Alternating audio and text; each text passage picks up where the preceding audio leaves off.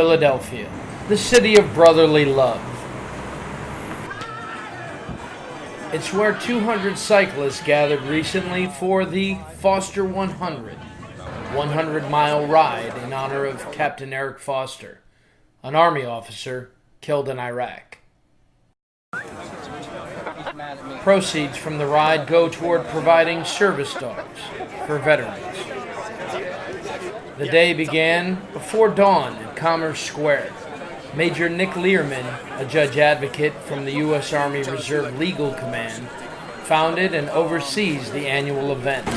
This race is really important to me because Eric was a big part of who I am now. He changed my life. He really taught me a lot about pushing myself physically and mentally, but also a lot about taking care of our teammates and taking care of our veterans and taking care of the folks that we work with in our community. So this today, seeing all these people coming together and getting a chance to talk about Eric, talk about who he was and the impact that he had on myself, on soldiers that he led, is a really emotional day.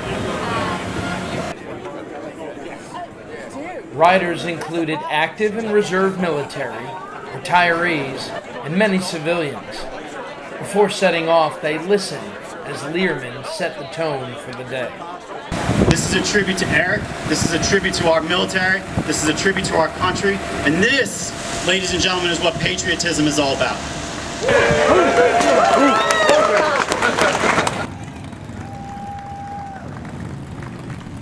And then they were off. Riders formed platoons rather than pelotons. They crossed the Delaware and into Camden, and then out into the South Jersey farmlands.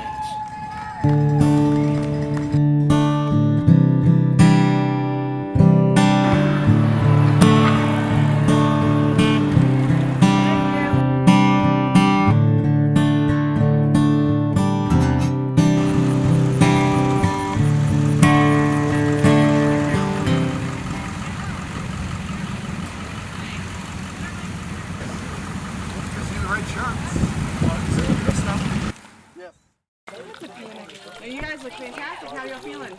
Along the way, volunteers stocked supplies at checkpoints. Oh wow, this is fun. We were so lonely. Erica Webster. She was an Army non-commissioned officer in the military police. She explains why it's important for her to volunteer in support of Team Foster. It's personal. I mean, it's personal for Nick and it's personal for me because we were boots on the ground, right? So we watched what happened, and then we came back together. We saw some people were able to go back to their normal lives, and then some people were not. And it's proven that these service dogs are helping people get back on track. You know. Riders like Sergeant First Class James Jacobs, an active duty soldier at Aberdeen Proving Ground, echoed her sentiment. I've got 2 combat tours. I have a friend who was killed in Afghanistan in 2009, and it just kind of feel like, you know, not only am I out here riding for Captain Foster, I'm also riding, you know, for Staff Sergeant Eric Ayers-Mendez. So I mean, it's a really good friend, meant a lot to me and my family when we lived in Germany, and it's kind of a nice way to honor him too, and in all the fallen vets that can't be here and ride with us today.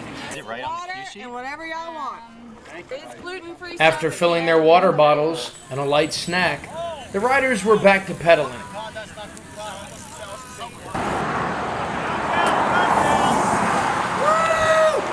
Volunteer Army in the house!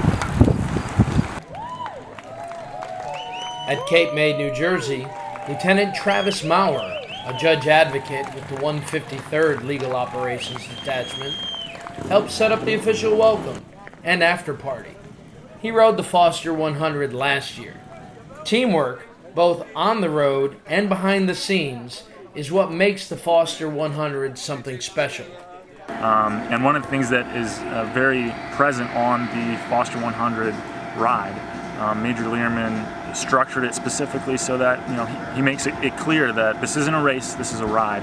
We don't leave anyone behind, we all finish together. If somebody has a mechanical issue, everyone stops, and we're all in this together. The goal is to finish together.